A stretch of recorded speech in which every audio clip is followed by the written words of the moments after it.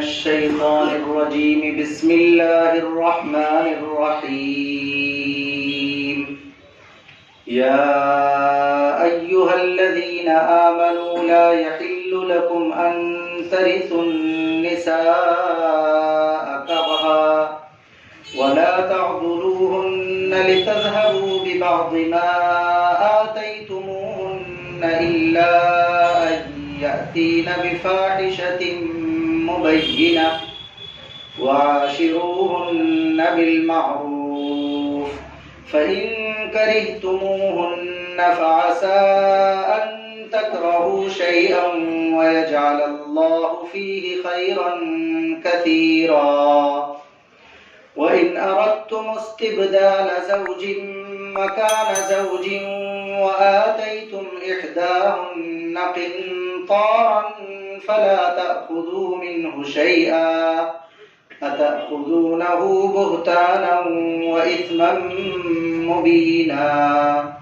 وكيف تأخذونه وقد أفضى بعضكم إلى بعض وأخذن منكم ميثاقا غليظا ولا تنكحوا ما نكح آباؤكم من النساء إلا ما قد سلف إنه كان فاحشة ومقتا وساء سبيلا صدق الله العظيم. اے ایمان والو، حلال نہیں ہے تمہارے لیے کہ تم زبردستی عورتوں کے وارث بن جاؤ، اور یہ بھی حلال نہیں ہے کہ تم ان کو قیدی کی طرح روک کر رکھو اس لالچ میں کہ ان کو جو کچھ تم دے چکے ہو اس میں سے کچھ واپس لے لو گے،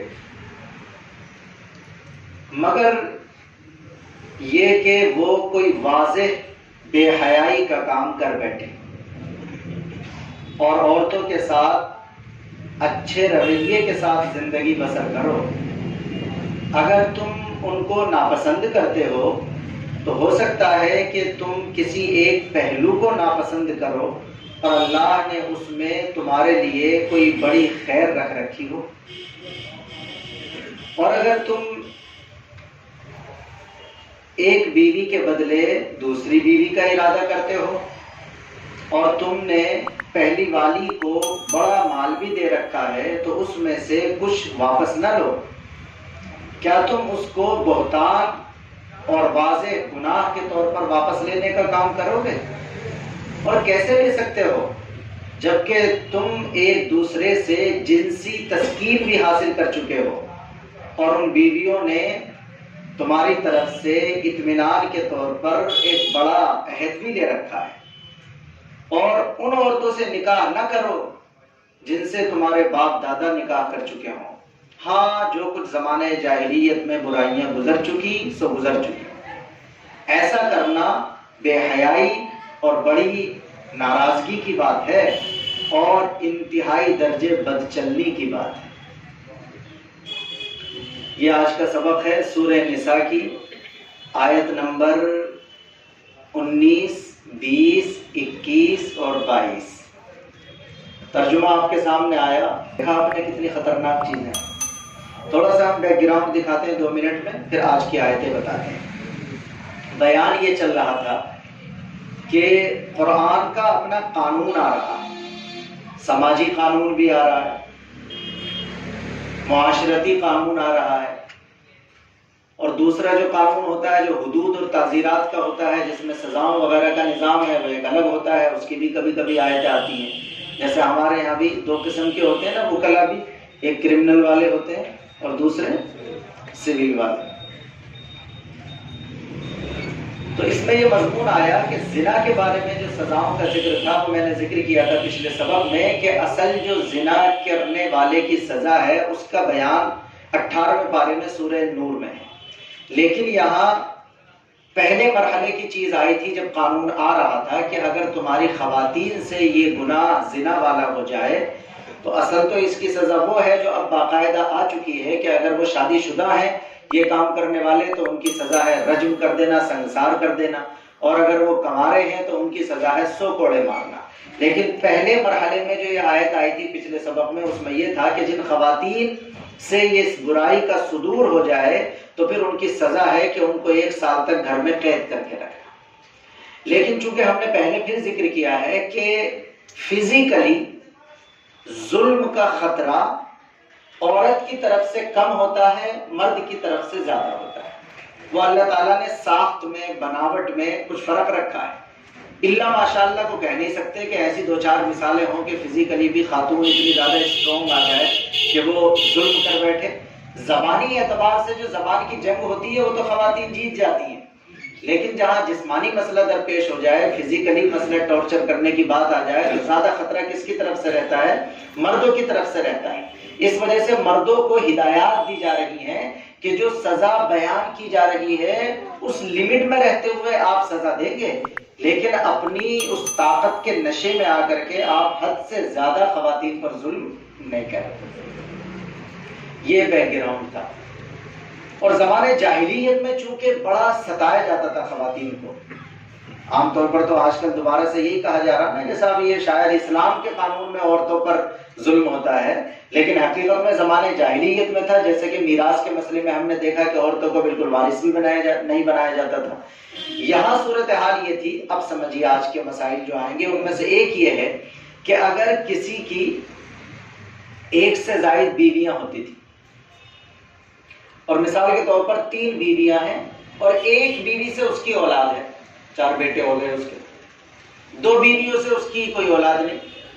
اب اگر ایسے شخص کا انتقال ہو جاتا تھا تو اس کی چھوڑی ہوئی جائیداد جیسے اس کے 4 بیٹوں میں تقسیم ہو جاتی تھی، ویسے ہی اس کی وہ جو 2 بیویاں ہوتی تھی جو ان 4 بیٹوں کی سگی ماں نہیں ہوتی تھی، سوتیلی ماں ہوتی تھی، ان کو بھی جائیداد اور مال سمجھ کر آپس میں تقسیم کر لیا جاتا۔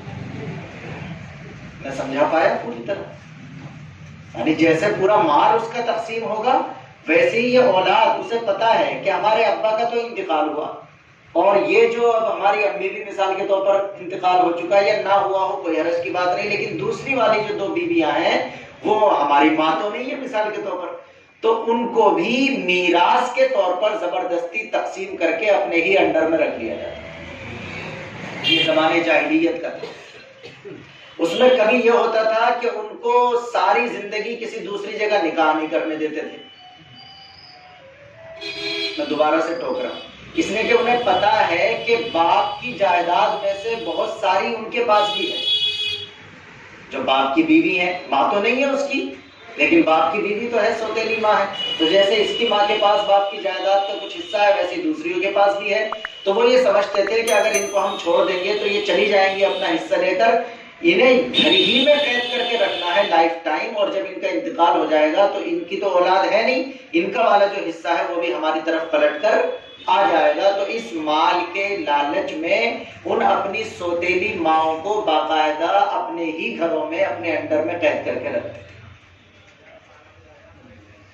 یا تو لائف ٹائم وہ اسی طرح رہیں، اور اگر وہ یہ چاہیں کہ میں کسی دوسری جگہ جا کر کے نکاح کر لوں تو پھر زمانے جاہلیت میں 2 قسم کے عمل ہوتے تھے۔ یا تو یہ ہوتا تھا کہ یہی جو سوتیلے بیٹے ہوتے تھے یہ خود نکاح کر لیتے تھے، یعنی باپ کی بیوی سے، یہ لفظ باپ کی بیوی میں بول رہا ہوں تاکہ یہ نہ ہو کہ بھی باپ کی بیوی ہے تو اپنی ماں ہوگی، اپنی ماں تو دوسری ہوگی، جو اپنی اصل ماں ہے وہ تو باپ کی بیوی ہے جو سوتیلی ماں کہلاتی ہے۔ تو اگر یہ دیکھتے کہ یہ یہاں سے چھوڑ کر چلی جائے گی ہمیں اور سامان اور مال بھی اس کے ساتھ چلا جائے گا تو خود ہی اس سے کیا کر لیا کرتے؟ شادی کر لیا، تاکہ اس بہانے اس کا مال ہمارے پاس ہی رہے۔ اور اگر تیسرا والا آپشن اختیار کیا جاتا ہے کہ صاحب ہاں چلی جاؤ کسی دوسرے سے نکاح کر لو، تو پھر شرطیں لگاتے، مجبور کرتے کہ ٹھیک ہے تم چلی جاؤ کسی دوسرے سے نکاح کر لو، لیکن ہمارے ابا کی جائیداد جو تمہارے قبضے میں ہے وہ ساری تمہیں یہیں پر چھوڑ کر جانی پڑے۔ اب دیکھیے یہ 3 قسم کی چیزیں ہو گئی۔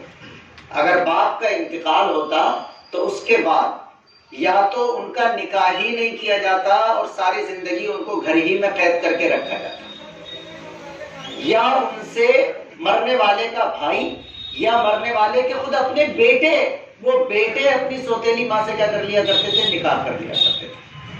اسلامی قانون آ رہا، انشاءاللہ اگلے سبق میں پوری آیت آ جائے گی وہ کہ کون کون رشتے ایسے ہیں جن میں نکاح کرنا حرام ہے، وہ انشاءاللہ اگلے سبق میں لمبی آیت آ رہی ہے۔ اور تیسرا یہ تھا کہ اگر وہ گھر سے بھیج بھی دیتے، کسی دوسرے سے نکاح کرنے کی اجازت دے دیتے، تو شرط لگا دیتے کہ جو مال تمہارے پاس ہمارے باپ کا ہے اسے یہیں پر چھوڑ کر چلی جاؤ گے۔ تو یہ ظالمانہ جو رواج تھا اس کو ختم کرنے کے لیے اللہ تبارک و تعالیٰ نے ان آیات میں احکامات نازل فرمائے۔ تو سب سے پہلا حکم یہی دیا گیا کہ دیکھو تمہارے لیے یہ حلال نہیں ہے کہ زبردستی تم عورتوں کے وارث بن کر بیٹھ جاؤ۔ تم تو مال کے وارث بن جاؤ، زمین جائیداد کے وارث بن جاؤ، لیکن تمہارے باپ کی جو بیوی ہے اس کی تمہاری ماں کے درجے میں ہے، وہ ماں تو نہیں ہے لیکن تم اس کو مال کی طرح آپس میں تقسیم کر لو، یہ تمہارے لیے حلال نہیں ہے، نمبر ایک۔ اور یہ بھی حلال نہیں ہے کہ اگر تم نے مال اسے نہیں بھی بنایا لیکن پھر بھی قید کر کے رکھا ہے اس چکر میں کہ یہ جو کچھ ان کے پاس ہے مجبور ہو کر ہمارے پاس چھوڑ کر چلی جائے۔ ان دونوں چیزوں کو اللہ تبارک و تعالیٰ نے واضح کر دیا۔ ہاں وہ استثناء اسے کہتے ہیں، عربی میں یہ لگا دیا یہ والی پوزیشن کہ ان کو جو گھر میں قید رکھنے والی سزا ہے یہ صرف اس صورت میں ہے جب وہ کیا بن بیٹھے ہیں؟ زنا۔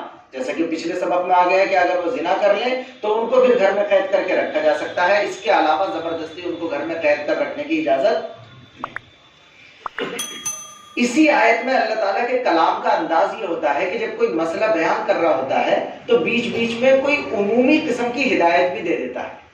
تو اصل تو یہ بیان کرنا مقصد تھا کہ صاحب یہ والا کام نہیں کرنا، لیکن ہدایت بیچ میں یہ بھی ڈال دی کہ دیکھو ہم سب اللہ کی طرف سے جب پیدا ہوتے ہیں اور میاں بیوی کا رشتہ قائم ہو جاتا ہے تو ظاہر ہے کہ پرسنالٹی تو الگ الگ ہے نا، خصوصیات الگ ہیں، مزاج الگ ہے، نیچر الگ ہے۔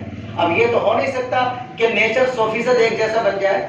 جب زندگی ہم گزاریں گے تو اس میں کبھی شوہر کی طرف سے بیوی کے مزاج کے خلاف کوئی بات آ جائے گی، کبھی بیوی کی طرف سے شوہر کے مزاج کے خلاف کوئی بات آ جائے گی، تو دیکھو میں پھر توجہ دلا رہا ہوں، یہ ہوگا دونوں طرف سے، لیکن نصیحت کس کو کی جا رہی ہے؟ اسپیشلی مردوں کو، اس لیے کہ جب بیوی کی طرف سے شوہر کے مزاج کے خلاف کوئی بات آئے گی تو فزیکلی اسٹرانگ ہونے کی وجہ سے یہ خطرہ زیادہ ہے کہ کہیں مرد اس پر ظلم نہ کر بیٹھے، اور اگر بیوی کے لیے مرد کی طرف سے کوئی خلاف مزاج بات آ جائے گی تو وہ زیادہ سے زیادہ تقریر کر دے گی، زور زور سے بول دے گی، کچھ صلواتیں سنا دے گی، تو اس کی طرف سے چونکہ اتنا زیادہ ظلم کا خطرہ نہیں ہوتا، تو میں پھر دوبارہ سے ٹوک رہا ہوں، مسئلہ دونوں کی طرف سے برابر ہے۔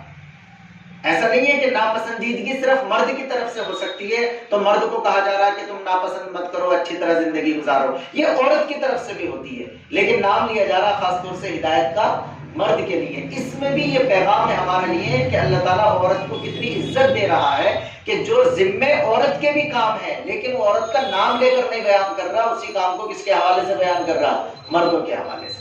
یہ کہہ رہا وَعَاشِرُوهُنَّ بِالْمَعْرُوفِ کہ دیکھو یہ تو ہے قانون کی چیز کہ تمہیں یہ نہیں کرنا، اس کے علاوہ جو تم ان کے ساتھ زندگی گزارو گے، عاشروہن بالمعروف کا کس طرح ترجمہ کروں؟ اردو میں تو میں نے کر دیا کہ صاحب اچھے انداز پر ان کے ساتھ، اصل اس کے معنی آتے ہیں لائف انجوائے کرنا، یعنی مطلب ایسا خوبصورت ماحول گھر میں بنا کر کے رکھو ان کے ساتھ کہ وہ زندگی کا مزہ آ رہا، یہ ہے اس جملے کا اصل مطلب۔ اور پھر آگے اللہ تعالیٰ نے اس بات کو بیان فرمایا کہ دیکھو مزاج الگ الگ ہوتا ہے، کبھی کسی کی کوئی عادت آپ کو پسند ہوتی ہے، کوئی عادت آپ کو پسند، آپس میں جو دوست ایک ساتھ رہتے ہیں ان میں بھی ہوتا ہے، کسی کی کوئی عادت ہے، کسی کی کوئی عادت ہے، کوئی عادت اچھی ہے، کوئی عادت خراب ہے۔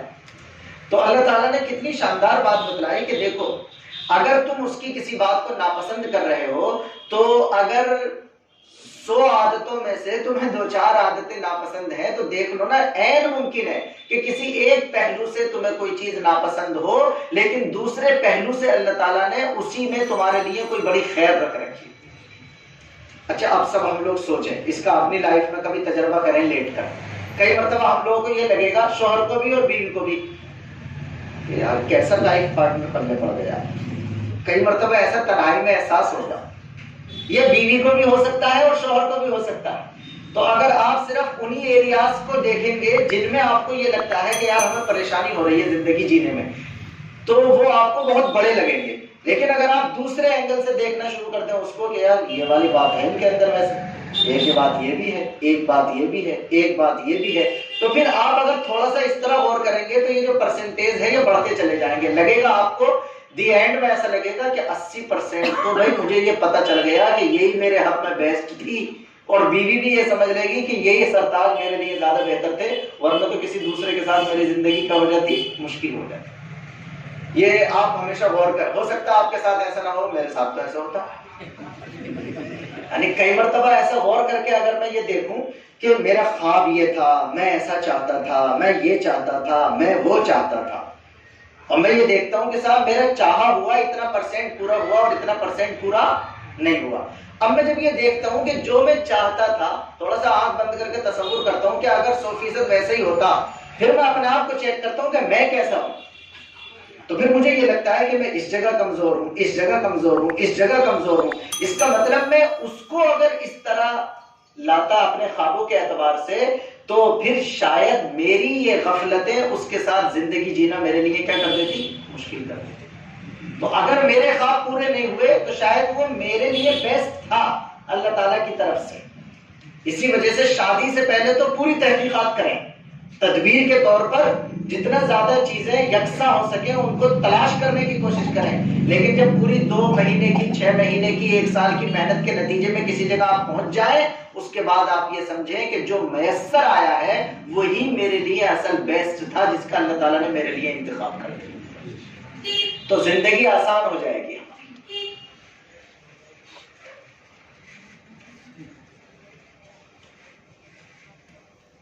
تو اللہ تعالیٰ نے بیچ میں نصیحت کی کہ اگر آپ کو کوئی چیز ناپسند ہوگی تو شاید ممکن ہے دوسرے پہلو سے بہت ساری خوبیاں اس کے اندر موجود ہیں. ایک دوسری آیت وہ میں بتا چکا ہوں کہ پہلی والی آیت میں، چونکہ چوتھی آیت کا تعلق بھی اسی مضمون سے ہے کہ بیٹے اپنے والد کی جو بیوی ہوتی تھی ان کی ماں کے علاوہ، یعنی سوتیلی ماں، اس سے بھی کیا کر لیا کرتے تھے، نکاح. ظاہر ہے کہ ہمارے اسلامی قانون میں تو یہ بالکل ناجائز اور حرام، اور ایسا ناجائز اور حرام ہے.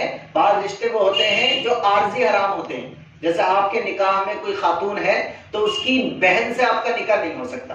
لیکن یہ ایسا ہے حرام ہونا جو عارضی ہے، یعنی اگر آپ کی بیوی کا خدا نہ خواستہ انتقال ہو جائے یا آپ کی بیوی کو طلاق ہو جائے تو پھر اس کی بہن سے کیا ہو سکتا ہے، آپ کا نکاح ہو سکتا ہے. یہ رشتہ ایسا ہے حرمت والا جو عارضی ہے. لیکن بعض رشتے ایسے ہوتے ہیں جو بالکل ہمیشہ ہمیش کے لیے ہوتے ہیں. ان میں آتی ہے باپ کی بیوی، یعنی باپ کی وہ بیوی جو ہماری ماں نہیں ہے، وہ بھی باپ کی بیوی ہونے کی حیثیت سے ہمارے لیے حرام ہو گئی اور لائف ٹائم حرام ہو گئی. اس کے حلال ہونے کی کوئی صورت اسلامی قانون میں موجود نہیں. تو چوتھی آیت بھی اسی سے متعلق ہے. اللہ تعالیٰ نے فرمایا کہ جن سے تمہارے باپ دادا نے نکاح کیا. باپ کا لفظ آیا قرآن میں، لیکن جب ایسا کوئی لفظ آتا ہے تو اس کا مطلب ہوتا ہے کہ اوپر تک باپ دادا، پردادا، لکڑ دادا، سکڑ دادا سب اس میں آ جائیں گے. ان کے نکاح میں اگر کوئی خاتون آ گئی تو پھر وہ آپ کے لیے ہمیشہ کے لیے کیا ہوگی، حرام. ایک مسئلہ ہو رہا ہے آج کے سبق کا. اللہ تعالیٰ نے اگلا حکم یہ ارشاد فرمایا کہ دیکھو، اور اگر تم تبدیل کرنا چاہتے ہو بیوی، یعنی آپ یہ چاہتے ہو کہ آپ کا ایک سے نکاح ہوا تھا، آپ نے اسے گفٹ میں بھی بہت کچھ دے دیا، آپ نے اسے مہر میں بھی بہت کچھ دے دیا، بڑے خزانے آپ نے لٹا دیے اس پر، اور اس کے بعد آپ چاہتے ہیں کہ میں تو صاحب اس کو چھوڑ دوں گا اور میں کسی دوسری سے نکاح کروں گا. تو زمانے جاہلیت میں ایک ظلم یہ بھی ہوتا تھا کہ اگر ایسا کوئی شخص ارادہ کرتا تھا تو وہ نارملی چھوڑ نہیں دیتا تھا، بلکہ اس پر کوئی الزام ہی رکھ کر چھوڑتا تھا. الزام کا فائدہ وہ یہ اٹھانا چاہتا تھا کہ کسی طرح اس الزام کو جب میں لگاؤں گا تو معاملہ 50-50 سا ہو جائے گا. تو یہ اس الزام سے بچنے کے چکر میں جب مصالحت کی شکل بنے گی تو میرا دیا ہوا جو مہر میں، یہ گفٹ میں بہت سارا مال ہے، وہ کسی نہ کسی طرح مجھے واپس کر کے چلی جائے. تو اصل اس میں یہی ہوتا تھا. اللہ تعالیٰ نے یہ فرمایا کہ بھائی اگر تم یہ کرو کہ کسی ایک بیوی کے بدلے دوسری بیوی اختیار کرنا چاہو، اور اس سے پہلے پہلی والی کو تم مہر اور گفٹ کے طور پر چاہے کتنا ہی بڑا خزانہ کیوں نہ دے چکے ہو، لیکن پھر اس میں سے کوئی چیز واپس لینے کی کوشش نہ کرو. وہ مہر کے طور پر اگر دے چکے ہو تو قانونی طور پر چلا گیا، اس کا تو واپس کرنا بنتا نہیں. اور اگر گفٹ کے طور پر دے چکے ہو تو بھی ایک شریف آدمی اپنے ہدیے کو واپس نہیں دیا کرتا. غیرت کی بات ہوتی ہے. اللہ کے نبی صلی اللہ علیہ وسلم سے زیادہ بڑا غیرت مند کون ہو سکتا ہے؟ اللہ کے نبی صلی اللہ علیہ وسلم کتنے رحم دل ہیں. کسی ہلکی پھلکی بات کا آپ کی زبان سے نکلنا انتہائی درجے بعید بات ہے، لیکن یہ گفٹ کر کے ہدیہ دے کر واپس لینے کی جو قباحت اور برائی ہے اور گھن کی کیفیت ہے، اسے سمجھانے کے لیے ہمارے نبی پاک علیہ السلام نے اپنی زبان مبارک سے یہ جملہ بولا کہ ہدیہ دے کر واپس لینے والا ایسا ہے جیسا کہ کتا جو قے کرے، الٹی کرے اور پھر اسے چاٹ لے. یہ اللہ کے نبی صلی اللہ علیہ وسلم کے الفاظ. تو ظاہر ہے کہ اگر آپ بطور مہر دے چکے ہیں تو جس کام کے لیے مہر بنا تھا وہ کام آپ کر چکے، فائدہ اٹھا چکے. قرآن نے خود کلیئر کر دیا وَكَيْفَ تَعْبُدُونَهُ وَقَدْ أَفْضَىٰ بَعْضُكُمْ إِلَىٰ بَعْضٍ. ارے بھائی کیسے لے سکتے ہو تم اس مہر کے سامان کو، مہر کی چیز کو جو دے چکے ہو، جبکہ تم اس مہر کے ذریعے سے اپنی جنسی تسکین کا سامان پورا کر چکے ہو. جو میاں بیوی کی ایک ریلیشن شپ ہے، آپ اس کا فائدہ اٹھا چکے ہو، پھر کیسے آپ اس مہر کو واپس لے سکتے ہو؟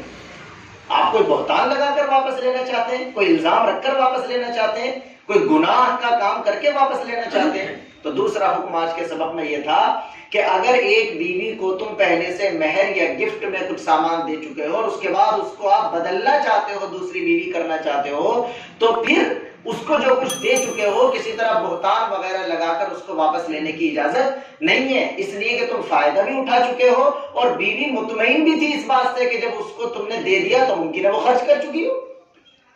جب آپ نے اس کو مالک بنا دیا تو اسے تو پورا آپ کے رشتے پر اعتماد تھا نا.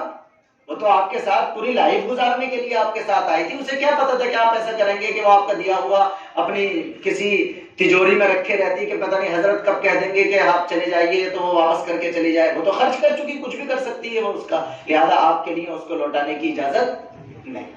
ہو گئے دونوں مسئلے. ایک اور غور کر لیں. اس والی آیت سے ایسا لگتا ہے جیسے بدلنے میں کوئی برائی نہیں ہے. نہیں سمجھ آ رہی بات؟ یعنی اللہ یہ کہہ رہا ہے کہ اگر تم یہ ارادہ کرو کہ ایک بیوی کے بدلے دوسری بیوی کرو تو پھر تم پہلی والی کو جو دے چکے ہو اس کو مت لوٹاؤ. تو اس سے ایسا لگ رہا ہے جیسے برائی جو ہے ساری وہ پیسہ واپس لینے میں ہے، اور اس میں کوئی برائی نہیں ہے کہ تم بدلتے رہو. یہ آپ کے ذہن میں چاہے سوال آیا ہو نہ آیا ہو، لیکن ہمارے سامنے تو وہ سب ہے نا جو قرآن سے موٹی موٹی کتابیں لکھ چکے قرآن کے خلاف. تو ایک بات اچھی طرح سمجھیے آپ، جب کسی چیز پر توجہ دلانا مقصود ہوتا ہے تو جس چیز پر توجہ دلائی جا رہی ہوتی ہے اس ایک وقت میں اسی پر فوکس رکھا جاتا ہے. اس کا مطلب یہ نہیں ہوتا کہ دوسری چیزوں کی کوئی اہمیت نہیں ہے یا مرد کو کھلی چھوٹ دے دی گئی ہے کہ وہ بلا وجہ بھی اپنا یہ شوق پورا کرتا رہے اور اس کے لیے یہ کام کرنا نارمل چیز ہو اور جائز ہو اس کے لیے. بغیر کسی مجبوری اور شرعی عذر کے طلاق دینا گناہ کبیرہ، ناجائز، حرام اور بدعت ہے.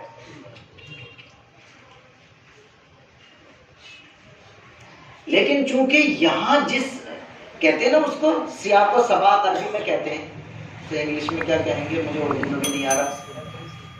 کانسیپٹ جیسی چیز ہوتی ہے، ہاں جس کون قائم میں بات ہوتی ہے وہ اسی میں.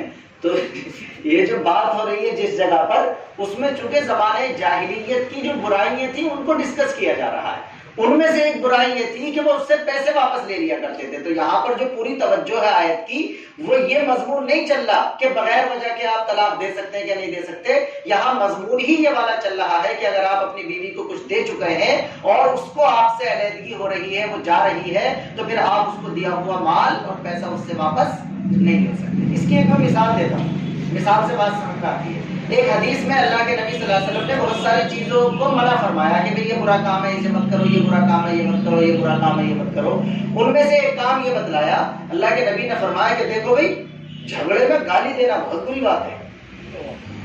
جھگڑے میں سمجھ میں آ گئی پوری بات؟ اللہ کے نبی نے فرمایا کہ جھگڑے میں گالی دینا بہت بری بات ہے. یعنی بھائی جو بندہ جھگڑے میں گالی دے بس منافق ہے وہ تو. اب آپ سوچیں اس کا مطلب جھگڑا اچھی چیز ہے، بس گالی مت دو.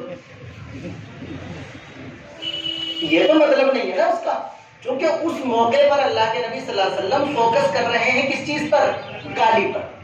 تربیت یہ کرنا چاہتے ہیں کہ آپ کو اپنی زبان سے کیا نہیں نکالنی؟ گالی نہیں نکالنی۔ تو اس موقع پر گالی پر توجہ ہے، اسی کو بتایا جا رہا ہے۔ لیکن بہت ساری مرتبہ دوسری جگہ اللہ کے نبی صلی اللہ علیہ وسلم نے جھگڑے پر جب توجہ دی اور جھگڑے سے منع کیا تو آپ نے فرمایا کہ یہ جو آپس کا جھگڑا ہے یہ مونڈنے والا ہے، یہ مونڈنے والا ہے، یہ مونڈنے والا۔ جیسے اس طرح بالوں کو صاف کر دیتا ہے، یہ جھگڑا ہماری نیکیوں کو کھا جاتا ہے، ختم کر دیتا ہے، صاف کر دیتا ہے۔ تو اب میرے خیال میں آپ کے لیے آیت بالکل واضح ہو گئی ہوگی کہ ایسا نہیں ہے کہ کوئی بندہ اس آیت کے ذرا الفاظ کو دیکھے اور اس میں یہ مطلب نکالنا شروع کر دے کہ شاید بالکل مردوں کو چھوٹ دے دی گئی ہے، وہ جب چاہے اپنی بیویوں کو بدلتے پھرے۔ ایسا نہیں ہے۔ جہاں یہ مضمون بیان کیا جائے گا وہاں اس مضمون پر توجہ دی جائے گی، اور یہاں مضمون بیان کیا جا رہا ہے یہ کہ وہ لوگ جس بیوی کو چھوڑتے تھے اس سے زبردستی اس کو دیا ہوا سامان وغیرہ واپس لے لیا کرتے تھے۔ تو یہاں پر توجہ اس بات پر اللہ پاک نے دلائی ہے کہ ایسا کرنا تمہارے لیے درست نہیں۔ سبق مکمل ہوا آج کا۔ دو مضمون آئے۔ ایک مضمون یہ آیا کہ زبردستی عورتوں کو وارث بنا کر مال کی طرح مت رکھو، اور جن سے تمہارے باپ دادا نکاح کر چکے ہیں ان سے نکاح کرنا یقیناً تمہارے لیے حرام ہے، اور اگر کسی دوسرے سے وہ نکاح کرنا چاہتی ہیں تو آزاد ہے شریعت کی طرف سے، اور تمہیں یہ حق نہیں ہے کہ یہ شرط بھی لگاؤ کہ ہمارے ابا کا پیسہ پہلے واپس کرو اس کے بعد ہم تمہیں اجازت دیں گے کہ کسی دوسرے سے نکاح کرنا۔ اور دوسرا حکم آج کے سبق میں یہ آیا ہے کہ اگر تبدیلی کی صورتحال پیش آ رہی ہے تو پہلی والی کو جو مہر یا ہدیہ وغیرہ دے چکے ہو اس کو لوٹانے کی اجازت، اگر بہتان اور الزام لگا کر لوٹا رہے ہو تب بھی جائز نہیں ہے، مہر لوٹا رہے ہو تب تو بالکل ہی قانونی طور پر جائز نہیں ہے، اور گفٹ اگر لوٹا رہے ہو تو چاہے قانونی طور پر آپ لڑ لیں اس کو لوٹانے کے لیے، لیکن ایک انسان کی شرافت اور اخلاقی اعتبار سے ہدیے کا بھی واپس لینا درست نہیں۔ اللہ ارشاد فرماتا ہے، اے ایمان والو، حلال نہیں ہے تمہارے لیے یہ بات کہ زبردستی عورتوں کے وارث بن جاؤ، اور یہ بھی حلال نہیں ہے کہ ان کو گھروں میں ہی قید کر کے رکھو اس چکر میں کہ تم نے ان کو جو کچھ دیا ہے اس کا کچھ حصہ واپس لے لو گے، مگر یہ کہ کوئی وہ کھلی بے حیائی کا کام کرے، اور عورتوں کے ساتھ حسن سلوک کے ساتھ زندگی گزارو۔ اگر تم ان کو ناپسند کرتے ہو تو یہ ہو سکتا ہے کہ تم ان کی کسی ایک چیز کو ناپسند کرو جبکہ اللہ تعالیٰ نے اس میں تمہارے لیے بڑی بھلائی رکھ رکھی، اور اگر تم ایک بیوی کے بدلے دوسری کرنا چاہتے ہو اور تم نے ان میں سے ایک کو بڑا خزانہ دے رکھا ہو تو اس میں سے کچھ بھی نہ لو، کیا تم اس کو بہتان اور بڑے گناہ کے طور پر واپس لے رہے ہو؟ اور کیسے واپس لے سکتے ہو جبکہ تم ایک دوسرے سے جنسی تسکین حاصل کر چکے ہو، اور ان عورتوں نے تم سے ساتھ رہنے کا بڑا وعدہ بھی لے رکھا تھا، اور نہ نکاح کرو ان عورتوں سے جن سے تمہارے باپ دادا نکاح کر چکے ہوں سوائے اس کے جو گزر چکا۔ یعنی اسلام کے قانون سے پہلے اگر کسی سے ایسا کام ہو چکا ہے تو الاسلام یہدم ما کان قبلہ، اسلام کا کلمہ پڑھ لینے کے بعد اس سے پہلے کے جتنے بھی گناہ ہیں وہ کیا ہو جاتے ہیں؟ معاف ہو جاتے ہیں۔ تو انہیں تو اللہ معاف کرے، وہ تو ڈیلیٹ ہو جائیں گے اسلام سے۔ نہ نکاح کرو ان عورتوں سے جن سے تمہارے باپ دادا نکاح کر چکے ہوں مگر جو کہ زمانے جاہلیت میں گزر چکا، بلا شبہ ایسا کرنا بڑی بے حیائی اور اللہ کی بڑی ناراضگی کی بات ہے اور انتہائی درجے بد چلنی ہے۔ اللہ تبارک و تعالی ہم سب کو قرآن کے ان خوبصورت احکامات کو سمجھنے کی اور انہی احکامات سے اپنی زندگی کو خوبصورت بنانے کی توفیق عطا فرمائے۔